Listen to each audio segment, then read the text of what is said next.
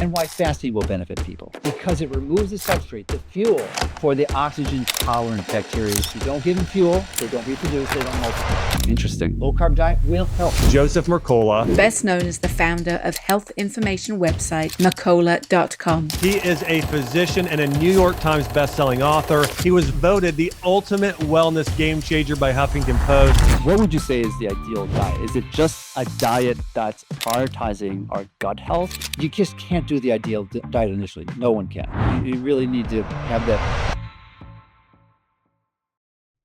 Dr. Mercola, Yes. thanks for joining us. Well, thank you for having me. It's a delight to be here. Yeah, I'm loving your energy so far. Yeah, great. Yeah, it's great. So I want to start out with this interesting chart that I found actually through David Perlmutter, who was on the show as well. Sure.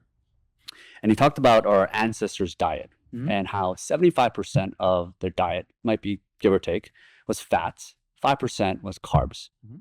Today, that's 60% carbs and 20% fat in the modern diet that we have today. What does that say about how our diet has dramatically shifted? And what does that mean for our health when we go from 75% fat and 5% carbs to 60% carbs? Well, that's a great question. And I've been studying health for a long time, many decades. It's over 4 decades now, probably closer to 5 decades if you don't include my professional career.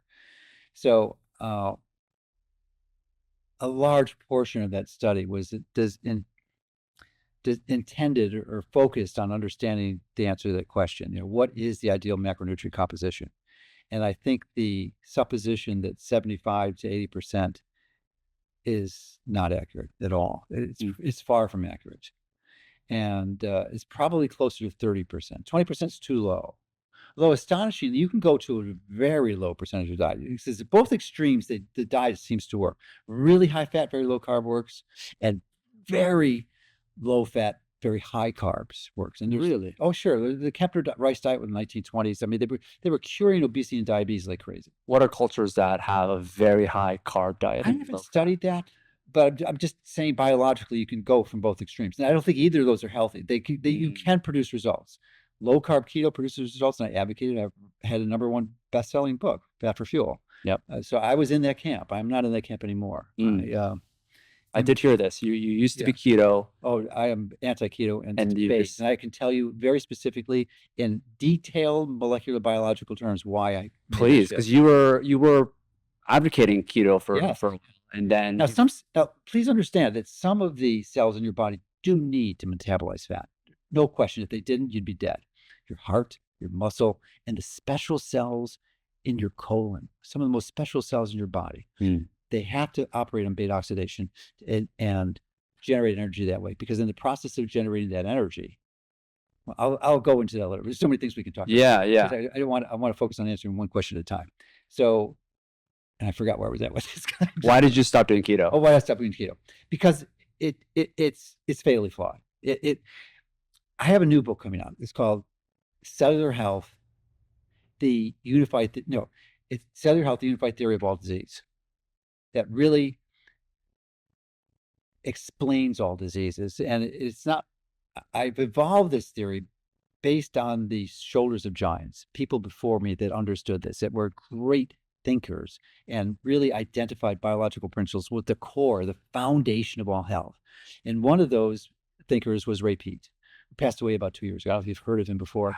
Yeah, many people haven't. It's just really astonishing that that's the case. He was not a person that sought celebrity in any way, shape, or form. He was an anti-celebrity person. But those who understood health really found him. And I heard of him 30 years ago, and I avoided him because I just thought his ideas were so wacky.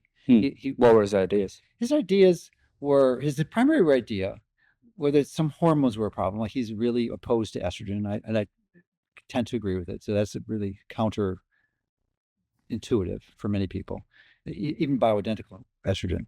But the other big thing is linoleic acid or seed oils, how perniciously dangerous they're. And I absolutely agree with that. And this is actually how, even though I'd heard of him for 30 years, he was a high carb guy. He was more into the 50%, 60% range. And I happen to think that that's right.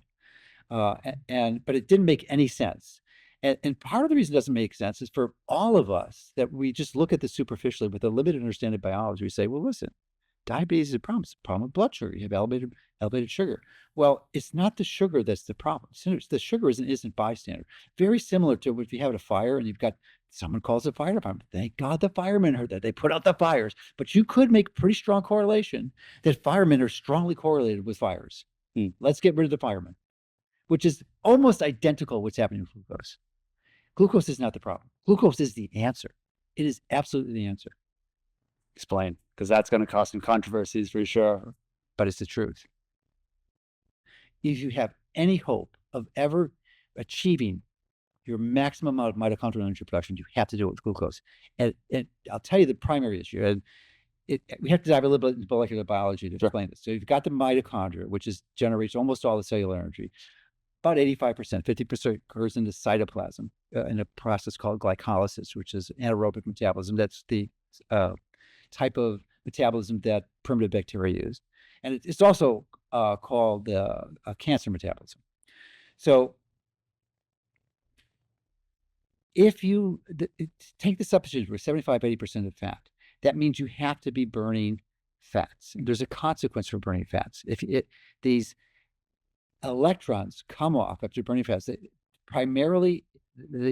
First of all, glucose and fats are both metabolized in the cytoplasm to acetyl-CoA. And that is a 2-carbon molecule, and that's the substrate. It gets transported across the mitochondrial membrane into the mitochondrial matrix through the citrate shuttle. And in there, the Krebs cycle, it essentially is broken down to electrons. And they're carried in two methods, one with NADH and then the other with FADH2. These are electron carriers. They're envelopes around the electrons. So the electrons are then transported into intermitochondrial membrane where they are metabolized. And there's 5 proteins in that membrane, complexes. We call them 1 to 5. And the first one is complex 1, the second one is complex 2. And complex 2 has FADH2. And when you get FADH2, which is generated when you metabolize fat, you get a surplus of it, and you bottleneck up, and they can't go through. And they cause a concept called reductive stress. And reductive stress is simply electrons are negatively charged, so that if you add the charges up, they're reduced because it's negative, right? So you got this surplus of electrons, just stopping those electrons from flowing through it, ultimately shifting out to the last complex, which is ATP synthase, and generating ATP. And if they stop before then, it's a disaster because those electrons back up and they want to attach to oxygen. Ideally, they're attached to oxygen at complex 4. And when that happens there in that magic, it forms water and ATP, which is exactly what you want. But if it happens before, it forms reactive oxygen species, and that causes damage. So you create secondary oxidative stress. So that's what happens. And because of that, you will get decreased cellular energy. You will get hypometabolism. You will get hypothyroidism, and you'll get damage. You just cannot achieve optimal health in a high-fat diet. It's biologically impossible. Biologically impossible. It doesn't happen. What would your thoughts be? Because the mitochondria were optimized. Not all. I mean, some of the cells absolutely have to have beta oxidation. The muscle cells, heart cells, and the colonocytes. But the other cells require glucose. What would your response be for those people that were eating a diet that wasn't really serving them? Maybe it's had sugar or whatnot. Which is, almost the entire diet of the American culture, right? 100%. Yes. And they decided to pivot into keto. Maybe they tried it for 2 months or 3 months or maybe years. And they lost incredible amounts of weight, which is one of the biggest causes of disease. Do you not see a benefit there for those types of There's definitely a benefit, but it's a partial benefit, and it's short-sighted. The reason it works, and it does work, it's indisputable. You cannot argue with those facts. But the issue is, how does it work? It works because you're removing the substrate, the fuel for the fuel for certain bacteria in your colon that are going to destroy you. See, my whole theory is relatively simple. You're not making enough energy. This is why we have to focus on how to optimize your mitochondrial energy production, because if you're not making enough energy, there's a consequence of that. And the biggest biological consequence that virtually no one understands, is you have to have an environment in your colon that is devoid of oxygen. No oxygen. Why? Because that's a special environment that harbors a very special type of bacteria. Technically and biologically, it's called obligate anaerobes, but that's a difficult name to remember and it confuses people. I already forgot. Yeah. So it's easier to call them as oxygen-free bacteria. Got it. No oxygen, I do great. Give me a molecule of oxygen, and I'm dead. I mean, literally, it's almost at the level. So there's another set. The other one would be facultative anaerobic bacteria, which is hard to remember. So we call it oxygen-tolerant bacteria. And these oxygen-tolerant bacteria, see, when you don't have enough energy, and I'll explain it in a moment, you lose the capacity to exhaust the oxygen from the colon. And how does that occur, right? Well, you probably know some of the most rapidly reproducing cells in the body are in your colon, 3 to 5 days. That's a high turnover rate. Your red blood cells are 3 months, right? 90 days. So very high turnover rate. And if you're going to make a new cell, what do you think that requires? Probably some energy, right? If you don't have a lot of energy, you're not going to have the energy to create those cells. So what happens when you don't create, and there's 2 primary cells that are in the colon. One is the colonocytes, and the other are the goblet cells. And when those cells go down, there's a big problem, because those cells are absolutely necessary to keep that oxygen tension really low in the colon. And how do they do that? The colonocytes are one of the cells that require the fatty acid metabolism, beta oxidation. And they get that fuel. It's not from the food you eat, only indirectly. It actually is from the food you eat, the fibers. You can't digest the fibers. They're undigestible, right? So the bacteria in your colon, and this is where it all boils down to the microbiome. We're all kind of taught the microbiome is the key of health. I kind of dismissed that for many years until I started to have these understandings and realizations that it is. It absolutely is. It all has to do with mitochondrial energy. So if the colonocytes start disappearing, they can't multiply fast enough because there's not enough energy, then the bacteria that the oxygen-free bacteria, the good guys, these are called beneficial bacteria. One of the reasons they're beneficial, they make some short-chain fatty acids. You might have heard of one of them, butyric acid, beta-hydroxybutyrate, similar, and then propionate and acetate. And these are fuel for the colonocytes. They take that, use beta oxidation, and they burn that fuel, and then they suck in oxygen. They deplete the oxygen in the colon, which is a great thing. It's exactly what you want. But that doesn't happen when you got oxygen in there, because you've damaged the cells, usually throughout 4 factors we'll talk about in a moment, because those 4 factors, EMF being one of them, and I'll just say, estrogen or chemicals that activate estrogen receptors, and linoleic acid or cetols, omega-6. So all of those can independently, by themselves, destroy mitochondrial function. And when you have any of those factors going on board, then the energy decreases, the colonocytes stop multiplying, and so do the goblet cells. And what are the goblet cells? So they produce something called mucin. Have you heard of mucin before? No. Okay, mucin is like, you had a bicycle, right? Ever get a puncture in it? Yeah. Yeah. Did you ever seal that with right? That's what mucin is. It's a sealant. So I'm sure you've heard of leaky gut. Yes. So it seals the leaky gut. Exactly what it does. Got it. Okay. So almost everyone has leaky gut. They have holes punctured in there from what happens when the bad guys. Well, there's so many pieces of the puzzle to explain, but both the beneficial bacteria, the oxygen-free bacteria, and the pathogenic or the oxygen-tolerant bacteria, they're both gram-negative bacteria. And it is a part of being a gram-negative, they have in their cell wall something called endotoxin. Some people, it's also biochemically identified as lipopolysaccharide, LPS. And this is embedded in the cell wall. This is the long-winded answer to your question. Yeah. I will get there. But there's a lot of pieces of the puzzle. You just can't say very complex. Yeah, it's very complex, but simple if you take it slowly, right? So the goblets. Wait. So the energy is not there. So the goblet cells are down. So when the endotoxins are out, there's a basal level of endotoxin, but no, the difference. This is where I wanted to go. the difference between those two bacteria that I just explained, the oxygen tolerant one, the pathogenic bacteria, because they can tolerate oxygen, they have more of an energy substrate. So they have more resources to deal with. And the endotoxin that they make is far more toxic, far more toxic.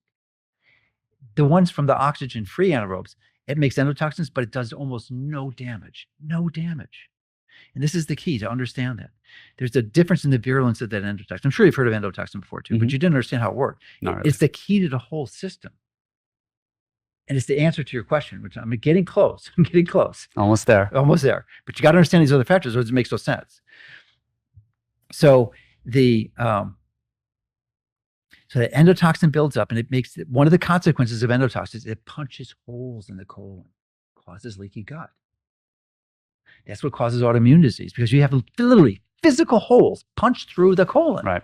And proteins come in, and that's what autoimmune disease. So you get proteins leak through in your body, and your body's immune system responds appropriately, and you get autoimmune disease. It's all related to the gut, all related to the gut.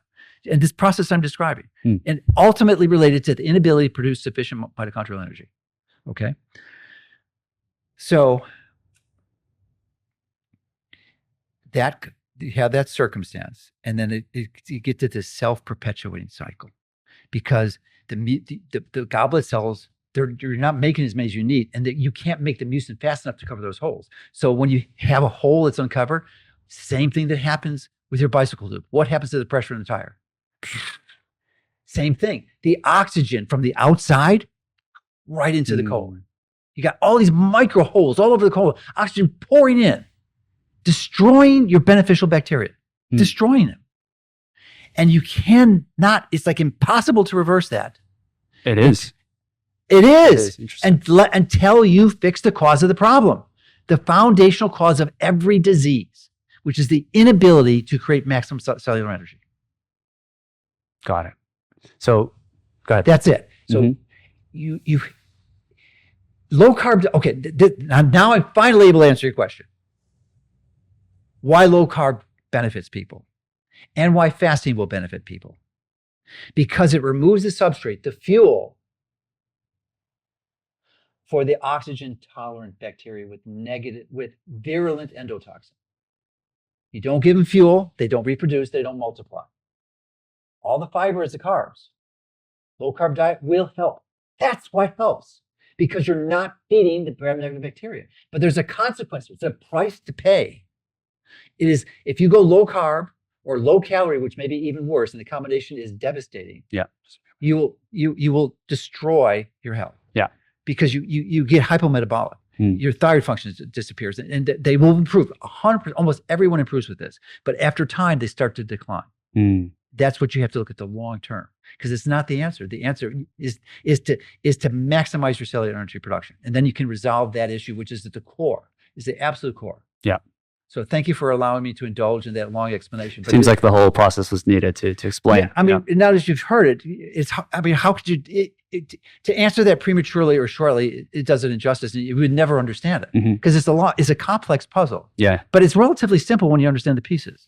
So it comes down to how important our gut health is ultimately. And you're saying keto, long term at least, is not good for our gut. It will destroy it. Got it. Yeah, it can't do anything but. So would you say, kind of going back to the Ancestors diet and our typical Western diet, what would you say is the ideal diet? Is it just a diet that's prioritizing our gut health? Is that the kind of goal? Sure. I think that is the goal, but it's not focused on that. But the principles of that ideal diet will 100% support it, because any ideal diet will remove, and by diet I mean lifestyle, because it's more than diet, but food is a huge part of it for sure. But exercise is part of it, sun exposure, there's a lot of things. And actually, the reason I explained the low carb increasing the FADH2 at complex 2 in the mitochondria, causing a bottleneck of reductive stress, interestingly, there's two other problems that you see commonly. Do you know what the most common drug prescribed in the United States is? This is post-COVID. Opioids? No, that's bad news. These are more common. It's called statins. Right. They inhibit an enzyme called HMG coenzyme A reductase, and that enzyme is responsible for making cholesterol, and it definitely shuts down cholesterol production in the liver. But it also shuts down another really important molecule. Do you know what molecule that is? No. It's called coenzyme Q10. And that molecule is necessary to transfer those electrons from complex 2 to complex 3. And that is the reason why we have such devastating complications from statin. That's why it kills a lot of people, because they don't know what I just shared with you. Because you can avoid most of the side effects of statins if you take coenzyme Q10, because you're not preventing the production of the valuable molecule by your liver. So it's the same mechanism as low carb. Statins and low carb are the same mechanism. And if you have that and anything else that reduces mitochondrial energy production, and you have blocks and you have a reductive stress in the mitochondria, I just realized this just last week that I'm sure you'll agree, anyone who's into health will agree that going into the sun is a beneficial thing, unless you're a dermatologist. Yes. But in some ways they're correct, because they have a very limited and superficial view of health. And they are accurate. Going into the sun will harm and damage you, no question about it. The average person, I agree, 100%. But there's still not optimal biology. Why is it harming people? Mostly because everyone's fat is loaded with literally 10 to 20 times as much omega-6 fat, very highly perishable, highly oxidizable fat embedded in all cell membranes. And your skin is really close to the sun. That's those rays that UV can penetrate a few millimeters. It hits that skin, it generates these oxidative metabolites like malondialdehyde and 4-hydroxynonenal, all these reactive aldehydes. And they just damage the biology. And those are the causes of cancer. So they are correct. There's no question that the sun increases the risk of cancer, basal cell and squamous cell primarily. But it doesn't increase melanoma, interestingly. It doesn't. The other thing it does, though, it actually hurts biology in a much deeper way that I never really appreciated until last week. Because of this reductive stress that I just explained. Mm-hmm. Well, there's another factor I forgot to mention.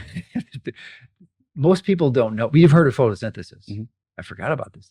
Photosynthesis. No, I mean, that was a Nobel Prize winning thing. That plants have the ability to capture sun's energy and convert it to a substrate. Glucose is what it makes. And it makes oxygen. It's a byproduct. It consumes CO2, makes oxygen and glucose. That's photosynthesis. There is a human equivalent of photosynthesis. It's called, well, there's two names for it. One could be biologic photovoltaism, sort of like a human solar collector, because it is a solar panel. You may even have one at your home. Mm-hmm. Photons come down, they hit this electrical surface that essentially converts those photons to electrons. And you could take those electrons, if you had DC, it could charge your battery directly, right? And that would be very similar to what your cell is doing, your body is doing. There is a similar biological mechanism in your body that takes those photons from the sun, converts them to electrons in the extracellular matrix, and transfers them directly into the mitochondrial membrane, into the electron transfer chain as free electrons. So you're getting cellular energy directly from the sun. That occurs. So if you go in the sun, you're going to get more electrons. And that is not a good thing if you've got reductive stress. And do most people have reductive stress? Yes. I would say maybe over 95%. And what is the amount of levels? Obviously, people could be decimated close to death versus minor. Sure. What is the amount of sunlight that's required for it to be a negative impact? That's a good question. Really good question. It depends. Because just like vitamin D, how much sunlight did you get in vitamin D? There's a lot of variables in the answer to that question. There's what time of the day? Time of day, time of year, season, latitude, altitude, cloud cover, a lot of variables. So, but generally, if you're getting half hour an hour, it could be problematic. For some people, it's a very fair skin. Pigment of the skin is another variable. It could be a few minutes, literally a few minutes. Even if you're wearing sunscreen, though? Well, sunscreen is somewhat a foolish approach to health. I've heard your opinion on this. Okay. Yeah, it's really foolish. I mean, if you're going to, not that you should always have sun exposure, but perhaps it isn't. Yeah. But if you're going to avoid the sun, either go in the shade or wear long sleeve clothes. You can block most of it with clothing. So the ultimate answer is how. I'm sorry. Yeah. Okay. Go ahead. Yeah. The ultimate answer is how long you're in the sun. But I got distracted. Tell me the question again. Sun exposure, what's the right amount that The amount. we'll Okay, have? so the amount, it really probably is just I would say 10, 15, 20 minutes. But the ideal amount, if you're healthy and you don't have this reductive stress, is probably an hour a day at solar noon. And the time of the day is really crucial because there's a big difference between 9 o'clock and solar noon. Got it. Or 3 or 4 o'clock. I mean, it's not as extreme as midnight, but there's a big difference. I mean, there could be 10, 100,000-fold difference. Interesting. Yeah. Okay. Because isn't the problem though also that most people lack vitamin D? Like if you measure vitamin D levels for most people, yes, that was my passion for over 2 decades. For sure. Right. I published on that. So you're not against sunlight. It's just you want to make sure people. I'm one of the biggest proponents of sun exposure, but I've recently recognized that was probably naive in some ways and not understanding the biology that the type of sun exposure that I thought most people, well, I still believe that they need it. Problem is, they can't do it because if they did, they get sick. It's the same reason why those people who are doing low carb and keto, when they eat the carbs, they get sick because they're feeding the oxygen tolerant bacteria, the pathogenic bacteria in their gut. That's why they have a problem, because they have a disruption of the microbiome. So it's similar, and it's not, now in this case with the sun, it's different. The problem's in the mitochondria. Mm-hmm. It's not in the microbiome. The problem's there, but it's not causing their symptoms. Yeah, so I'm still confused. So like, okay, well, you want people to get sun, but you don't. So well, we want them to get sun when they're healthy. How do you know if you're fully healthy? That's a great question. And what are the measures that allows people to know that? Yeah, one of the measures are the classic ones would be insulin sensitivity. So that is a fasting insulin. Are you familiar with that? Mm-hmm. Yeah. So ideally, it should be below 3. And so ostensibly, people eat a lot of carbs. It's not. They have diabetes, right? High carb diet. I can tell you, I was taking about 50 grams of carbs a day for many years, and I'm up to 500. Taking more. 500 grams. Okay. Of carbs. Yeah. And my insulin level was undetectable. Was fasting. It was less than 1.4. Which is pretty low. Right. So you can eat a lot of carbs and you can get healthier, much healthier, if you're eating the right carbs and you're healthy. Now, you would never want to eat that many carbs because you would get destroyed. You have to address those 4 factors that are destroying the mitochondrial function, because if you don't, your bacteria are going to prevent you from enjoying the benefits of a healthy diet. That's why so many people have problems with vegetables. Now, there's some problems in vegetables. I'm not a fan of all vegetables, but we need vegetables. Yeah. We need vegetables and we need carbs. I think starch carbohydrates are a little bit healthier, but there's certainly micronutrients that are present in vegetables that aren't in starch. It's relative. It's kind of like almost like sugar in some ways, but it does provide an unbelievable source of carbs. The average person, you're going to have health complications if you're not going to eat at least 200. It's the barest of minimums. Mm-hmm. And if you don't get those carbs, there's a consequence. Your brain requires glucose. Yes, you can survive on lactate and ketones, right? You can reduce the requirement for glucose to up to 70%. Yeah. But if you don't have glucose, you will be dead in minutes. You go into a hypoglycemic coma and you're dead. You have to have it. Yeah. So if you don't eat it, people who are fasting for 30 days, they're not dead.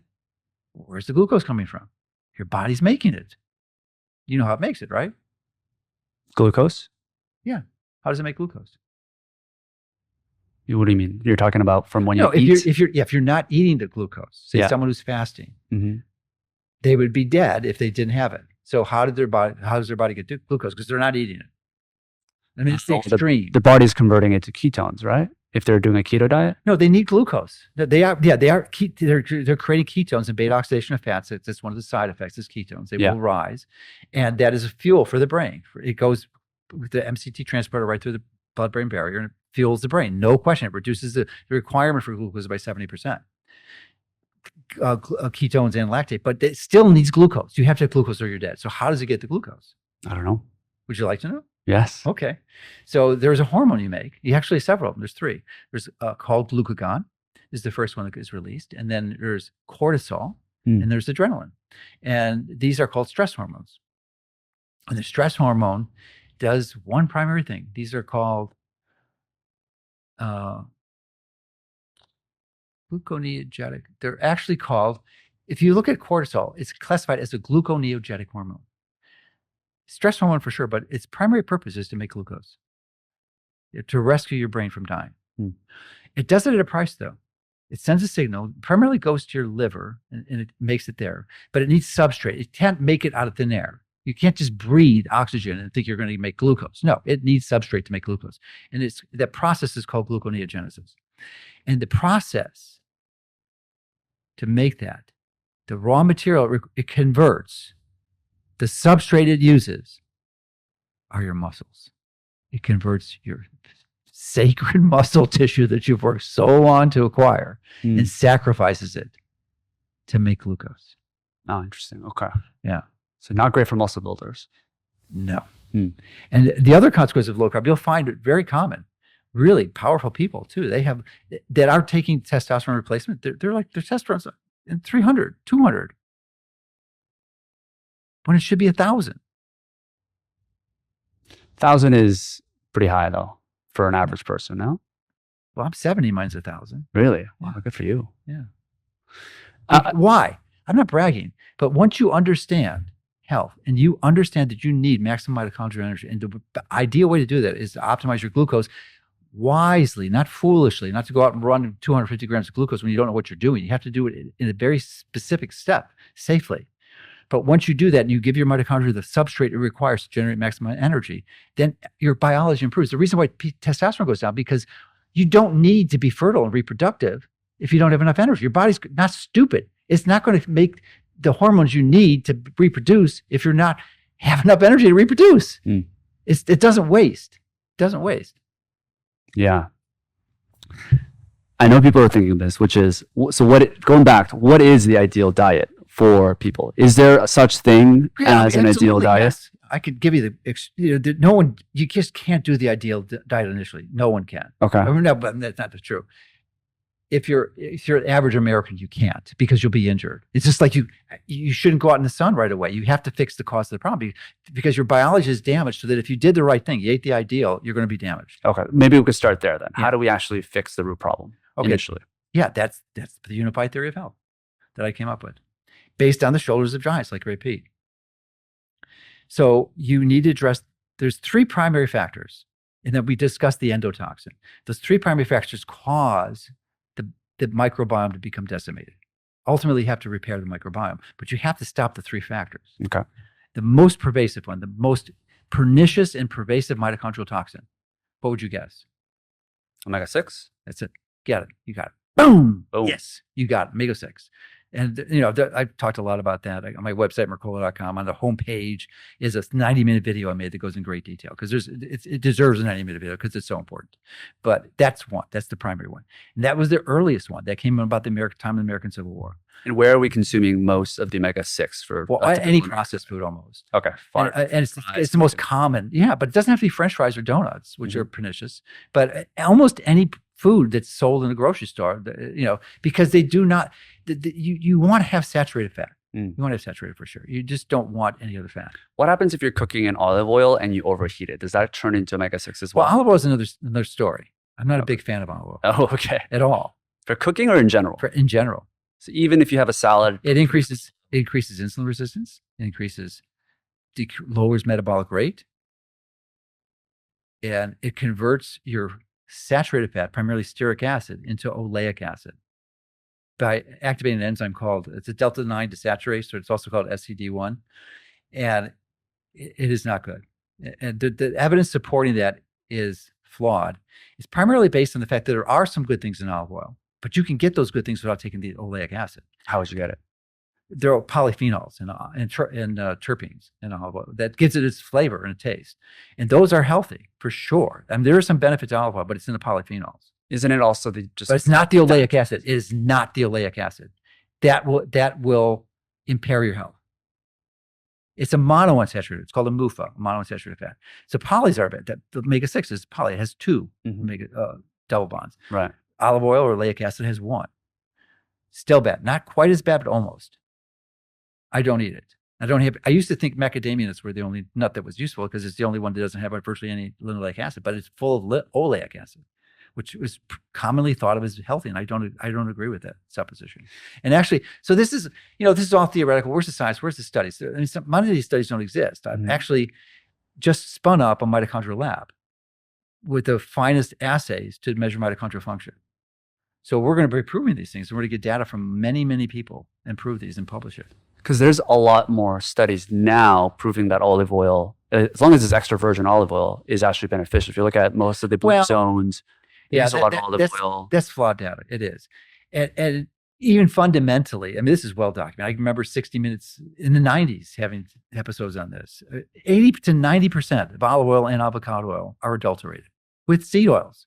They're adulterated. So yes, you can get non-adulterated olive oil. It's expensive because it takes a lot to harvest it properly. But you'll be paying a lot, and there's no restaurant, virtually no restaurant around that's going to be using olive oil in their And you ask for where do you get the seed oils? Well, it's in restaurants. Almost any food that's going to prepare food for you commercially, which is a restaurant, is going to be loaded with seed oils.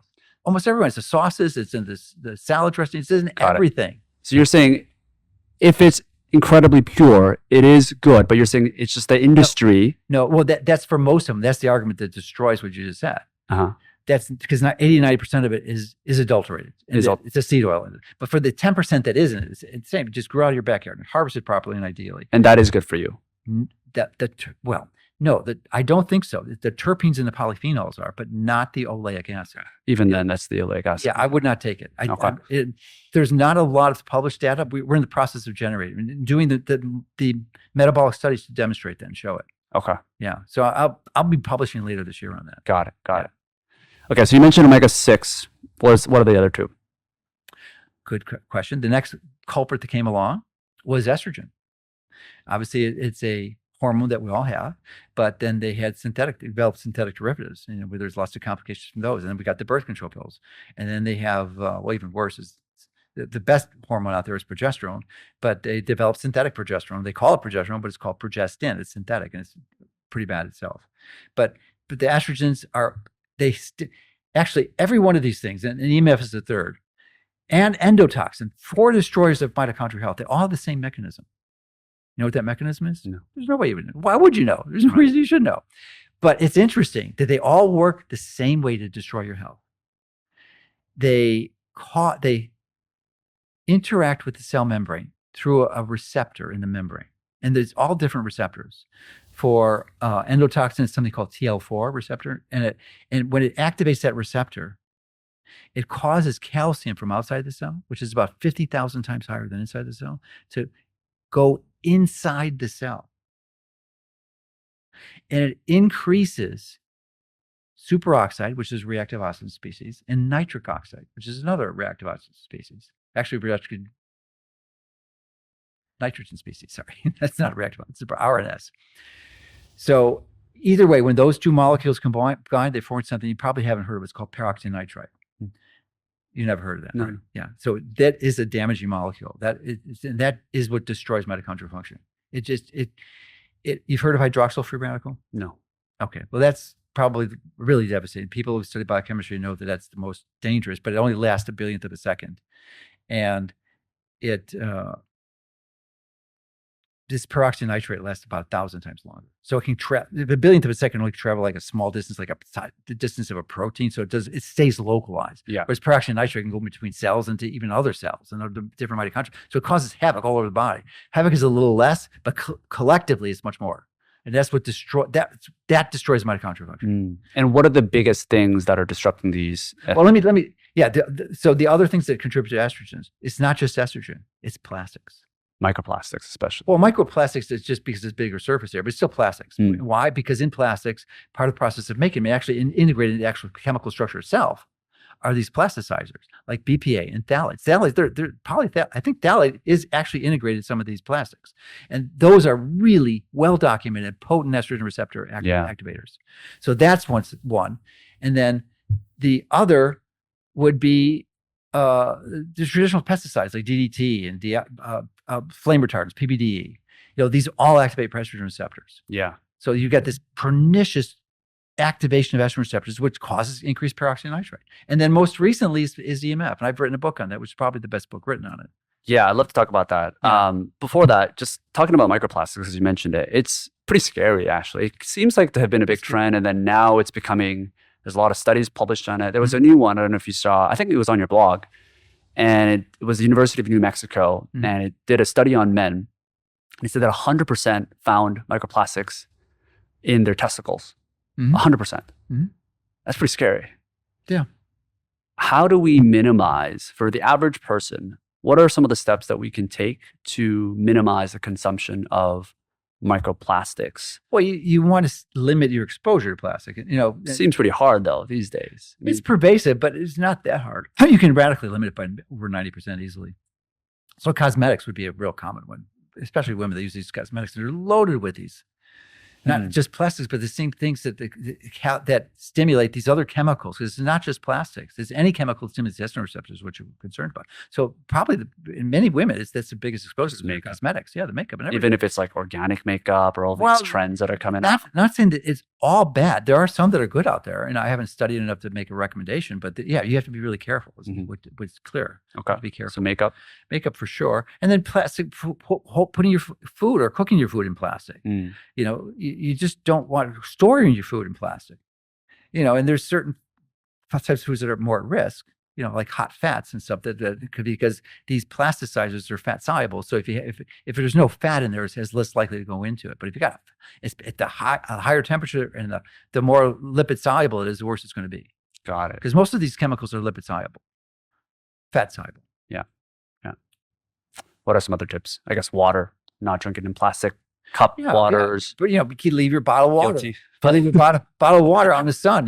Prescription for disaster. It's full of plastic. And then the more flexible the plastic, the worse it is. Like those plastic milk jugs, those are the worst. And you can buy. I'm guilty of this.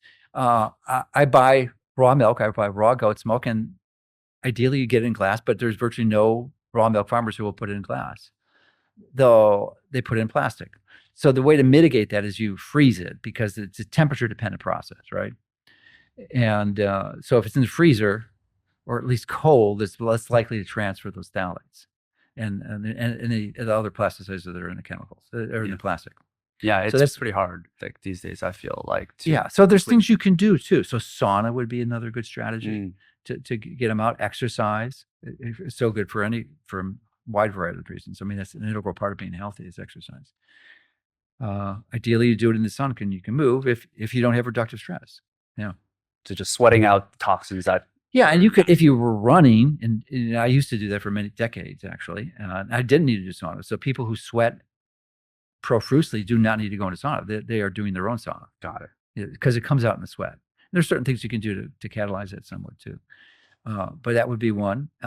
And I think, again, you have to be careful because these interventions have to be calibrated and just not done indiscriminately as a magic bullet. But there's a hormone called progesterone, which I'm sure you've heard of. And it's a very, very potent anti-estrogen and anti-cortisol that many people benefit from. But it's not the first step because you have to correct the diet first. If you don't do that, then it can be problematic. Yeah. But if you are, especially in conjunction with a transitional approach, it's nothing less than magical. But it specifically addresses the estrogen receptor because it's absolutely anti-estrogenic.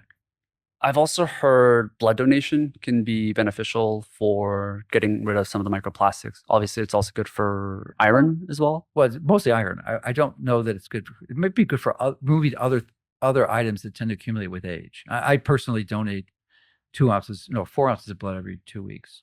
Yeah. Every 2 weeks? Yeah. I draw my blood every 2 weeks and I just take another 4 ounces and dump it. Wow. So you recommend that? For I think it's a wise strategy to donate more blood to be able to do that. Yeah, ideally, a pint of blood is a lot. That's 16 ounces. So yeah, I'm doing it pretty slow. I do it less than every 2 months. So it's tolerable. So the slower you do it, the easier your physiology can tolerate it. Yes. EMF. Yeah. This is a newer-ish topic that a lot of people are talking about. For people who actually don't even know, what is EMF and how does it impact our health today? Well, EMF is a set of frequencies that are generated synthetically. I mean, you could say EMF is it's the light from every. I mean, it's a broad spectrum. Some of it is biologically valuable, like sunlight is EMF, but there's a set of frequencies, typically in the gigahertz range or even megahertz. That's millions or billions of cycles per second, that interacts adversely with our biology from a mechanism mentioned earlier. It hits the cell membrane and it activates these receptors. In the case of EMF, is a VGCC, or a voltage gated calcium channel receptor, and that causes the same thing, ultimately increasing peroxynitrite, causing mitochondrial damage and the whole panoply of side effects. The same thing, and just ultimately destroying your colon bacteria. The good guys, the beneficial guys, the oxygen-free bacteria, and making more of the oxygen tolerant, which just perpetuates this massively increasing downhill spiral of worsening health that at some point becomes almost irreversible. And I've got a good question for you. Please understand, virtually no one. We're in a room of, not room, but we're at an event where there may be 2,000 or 3,000 people that are pretty knowledgeable on health. And I would venture to say, if there are a handful, if there are 5 people who know this, I would be shocked. So what is the most common cause of death? There's actually 2 answers to this from my perspective. These modern days, or you're talking about before? Right now, today. Today? Yeah.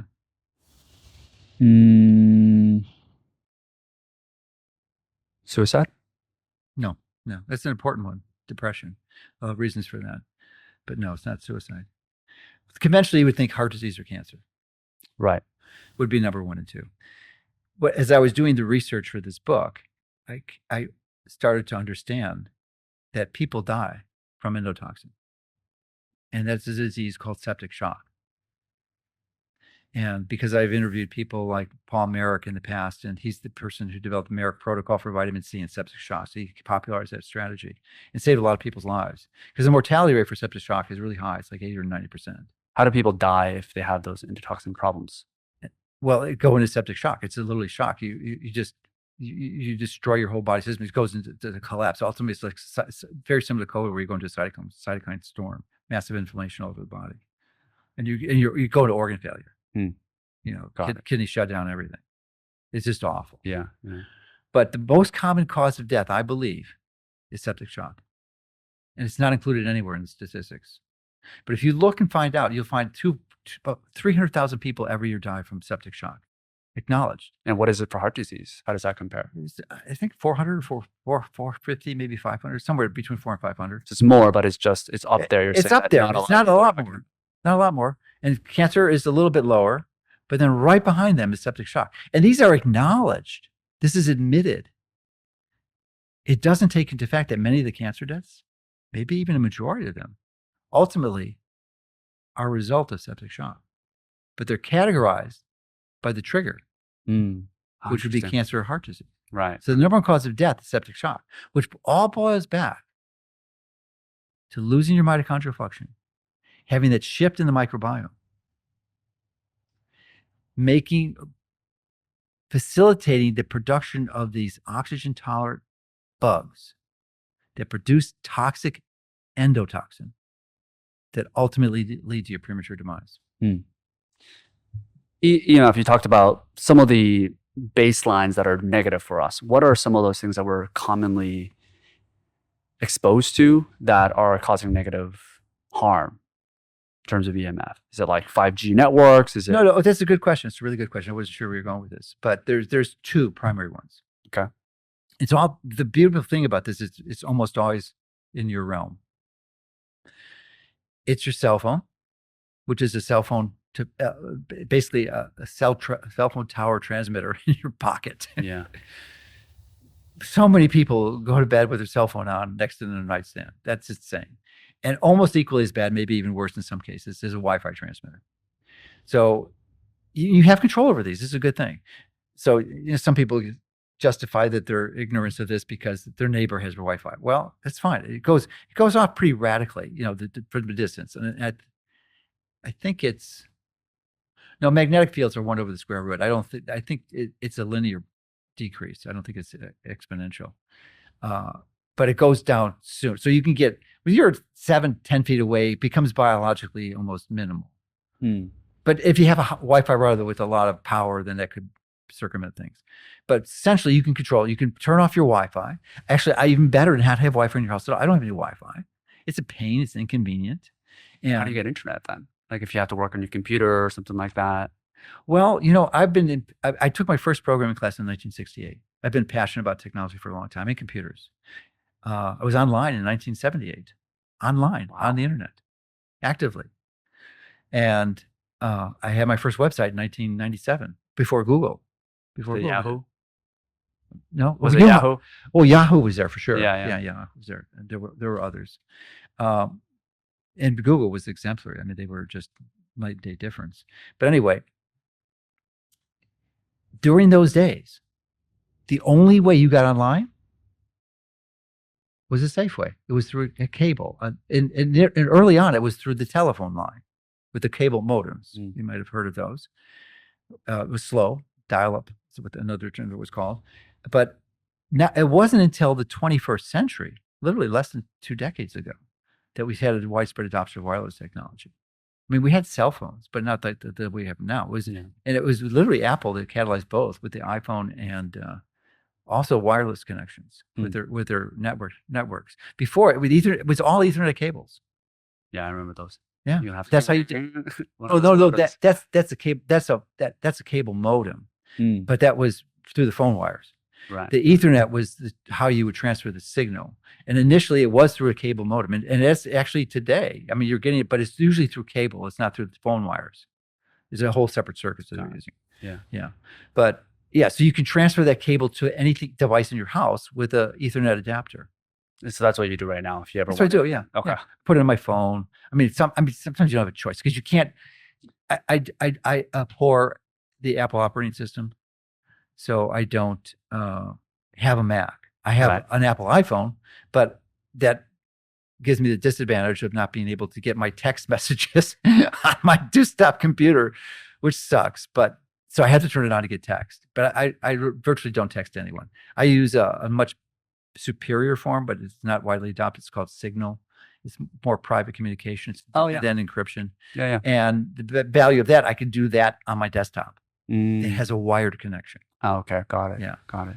So actionable steps for people is don't sleep with your phone next to you. Turn off your Wi-Fi at night. Put it on timer. You can physically turn it off. Okay. And other things like a real powerful strategy, especially if you're sensitive to electric currents, is you can turn off the power to your bedroom at night. Yeah. It's a little less convenient. There are solutions that you can actually have a wireless, almost like a garage door opener that will put a device in your fuse box and it will shut it off for you. Got it. Conveniently. Boom. Got it. Yeah. That's pretty actionable, I think, for most, because most people sleep right next to their phones. Yeah. That's simple. Now we'll get rid of the bulk of it. Right. The rest, you can get into shielding and things too, but that's the big one. You never want to sleep with your phone on next to your bed. Occasionally do it by mistake, that's fine, but there's no reason to. At least put it 10 feet away, 15 feet, as far as you can get it. It's not good. It's not pretty. Yeah. And that's why we have epidemic of these diseases. I mean, it's like heart disease. It essentially didn't exist in the 19th century. The first recorded case of heart attack in the United States was 1912. Was it really? 1912. Is that because we had better technology to measure it, or was there? No, it just didn't exist. We didn't have the poisons. Remember, the first mitochondrial poison in perniciously pervasive levels was acetals, 1870, 1880. Interesting. Yeah. Okay. Another topic that I'm particularly interested in is grounding. I think you talk about this in your blog as well, yes. and barefoot walking. This is actually kind of huge these days, I find, especially in Korea. My family is all into doing hikes barefoot. It's pretty wild. This is in Korea they're doing it? This is in Korea they're doing that. Okay, well, they should continue to do it here. In the U.S., it's not as good. It's not as big. Yeah. No, it's not as good. What do you mean it's No, good? it's beneficial. Oh, how come? I'll tell you why. Because the electrical utilities in North America are greedy. They chose not to install a return wire back to the utility substation. As a result, that return is facilitated, is put into the ground. And that creates these high voltage transits, which are biologically dangerous. It's called dirty electricity, which doesn't exist in any place else except for North America. But is that spread all around? If you want to go barefoot in the mountains, that's still going to be. If you were in a very remote area, you could exclude it. Yes. Okay. Yeah. The other way around it is to go to the ocean. The ocean is such a big sink that you're going to get it. But what happens with grounding? I've been friends with Clint Ober, and I suspect you know who he is. No, I don't. Oh, really? He's the guy. No. He's the guy that He's the guy that popularized it. Yeah, he is. Okay. Earthing, he calls it. Got it. Yeah. Yeah, he's been doing it for decades. I've known him for about 15 years. And I explained to him because I figured out how it works. It's not the way he says. He believes and teaches. You can even ask ChatGPT how grounding works, and they have his explanation in there. It's just astounding, but they do. He believes that it works because you're picking up electrons from the earth. It can go both ways. You can pick them up or you can discharge it. I'm pretty confident it's the other way around, that you discharge the electrons. And why is it important? Because of what I mentioned earlier. We have reductive stress. We have this surplus of electrons that gets backed up. That doesn't allow your electron transporting to work. And when you discharge that, just as if you brushed your feet or you walked on a rug in a low humidity environment in the winter, right? And you touch a metal doorknob and you get a spark, right? That spark is not because you're absorbing electrons from the doorknob. No, it's because you're removing them from your body. It's discharging. They're leaving your body, which is a very good thing because surplus electrons are a problem. They're a huge problem. If they're not used properly, if they back up your electron transport chain. Okay. How does he think about that? He thought about it. I had a phone call with him, explained it. He didn't adopt it. Yeah. Yeah. But I guess regardless, it's a great thing to do in general for people that want to remove inflammation and all sorts like that. Yeah. Another thing you said is the benefits of reflexology in terms of the particular points that you can hit when you're closer to the ground.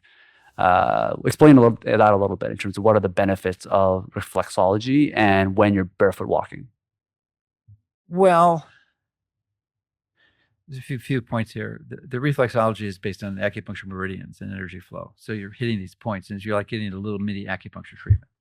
But the problem with barefoot walking is if you're doing it on a surface that is not natural and forgiving and compressive and adjust to your feet, then it actually causes problems. And I actually experienced it. I developed a bunion because I thought the barefoot walking was a cat's meow, and 98% of the time it was without shoes. And that was a mistake because most of the time I was inside and my inside was full of tile floors and really hard unnatural surfaces. Even though it was stone, it was still tile. And our ancestors did not walk on tile floors all day long.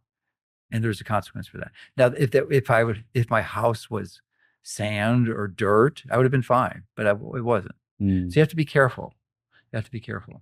But in theory, it's correct. But it has to be on a natural surface. Got it. So it has to be soil, grass, sand. And if you're in an environment or a country that doesn't have dirty electricity, that's the ultimate. It's really good. Right. But if you have a high reductive stress, it's still good. Well, actually, if you're grounding, that's a good thing because you're relieving the reductive stress. That's why it's so good. That's why grounding works, because it causes those electrons, which are messing with your mitochondria. They ultimately increase your ability to produce energy from your mitochondria. Fascinating. That's how grounding does it. I have these barefoot shoes because that's becoming more of a fashion trend these days. Is that Mark's Distance? No, the brand that I have is Vivo barefoot shoes. I don't have it on right now, but what are your thoughts on the impacts of that? Is there any benefits to barefoot shoes if you're trying to talk about? It's the same issue. You really need to have that contact with the surface. I'm concerned about them. Personally, I don't think they're that good. Well, certainly you're not going to get grounded because they're like neoprene or rubber. They're an insulator. Yeah, they're an absolute insulator. So you're not going to get grounded at all. But you're not going to support your system. So it's actually negative, you're saying, versus wearing normal shoes that are more supportive protective. shoe. Yeah. Okay. Yeah, because unless you're going to walk barefoot on the earth, then I would not do it. Interesting. Okay. Because the reason why I got it was that our shoes normally are pointed and it's not giving the space. You get non-pointed. I get some Brooks. They're that are really wide toe boxes, like triple E's. They're one of the few ones that makes them a very supportive shoe. Okay. So you can get shoes. You're right. This narrow toe box is a problem. Right. Absolutely a problem. That's why Right. I've got triple E shoes, and I don't have wide feet. You need that expansion for your toes. Absolutely, and you can do it with this. So there is some benefit, but I think overall, I don't believe that it's over the net positive. It's probably not negative. Interesting. Okay. So I might have to reevaluate my shoes now. But it's okay. That's what life is. It's a journey. You Yeah. acquire more data and you reevaluate, Right. Right. and don't become resistant to rethinking. That's the kiss of death. You always have to evaluate new data. Similar, sleeping on the floor. Yeah, good thing. Is that something that you try to do, or if people don't? Well, my mattress is this thick. Wow. Okay. Yeah. So it's really connected to the ground. No, I have a bed. It's called Samina Support System. It's a German, really high-end German bed. I like this. There's no wood. There's no metal in it. It's just all wood. So the mattress support system is really intriguing. So I do that with a 2-inch mattress. Yeah.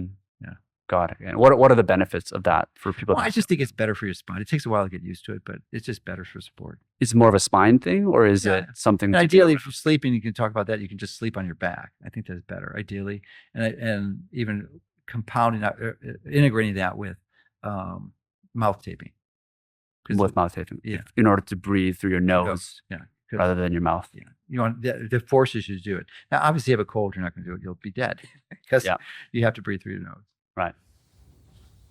So before we go, I'm curious to know what are some of these future technologies or trends that you're particularly excited about that maybe people aren't really talking about? Like, what do you see in the next 5 years or 10 years that people are going to be talking about? Oh, no, it's not 5 or 10 years. It's within a year.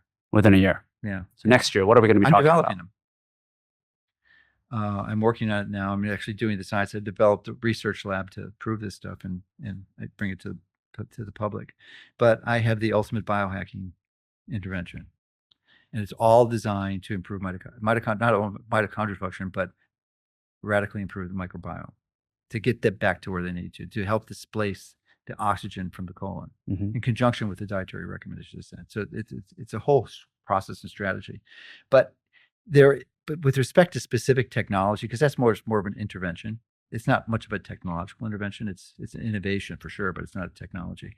Technology is the synergetic collaboration with artificial intelligence, using them as a tool to help you make wise choices. The technology has existed. It's just been developed recently to have real-time emotional conversations. You remember the movie Her? Yeah. That exists today. Talking about GPT 4.0? Yeah. That's one. But you could even take it to the next level. GPT 4.0 has a pretty good ability at expressing emotion, but you can go even further in detecting emotion. It's not there yet. It will be.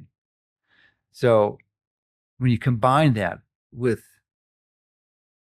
and a very low latency, like 200 millisecond latency, combine that with as a tool, with a resource that has access to all your biological data, all the food you've eaten, what you weigh, what your goals are, what the status of your mitochondrial function, and gives you reminders throughout the day. That's the ultimate. It's essentially having a doctor or your mother in your pocket. 24/7. 24/7, continuously. Yeah. Yeah. That's coming. Powerful. That is here this year. That's pretty powerful. Yeah. That's what I'm introducing. Exciting. I actually have a patent now. Oh, you do? Global patent. Okay. Yeah. Well, I'd love for you to get it back on when that's actually out. It's going to be out soon. Let's have you back on. Dr. Mercola, where can people find you? Where is the best place to learn more about the work you're doing? That's my website. It's a hard name to remember, Mercola.com. Mercola.com. Mercola.com. And that's where it's at. That's what we're doing. I've got a new book coming out, Cellular Health, the Unified Theory of Disease, and it'll be out really soon. Can Hopefully. people pre-order it? Yeah, they could probably pre-order it next week. Yeah, which should be the beginning of May. Perfect. I'm sorry, beginning of June. Yeah. It may even be out in June, which is an outrageous reach because I just finished the draft today. Maybe July. Well, we can put. We've got a really good pushing team. So Yeah. from draft and the editors got it today. So Perfect. Yeah. All right. Well, we'll make sure that's out and we'll link that below. yeah, Dr. Mercola, thanks so All right. much for coming on the you're show. welcome.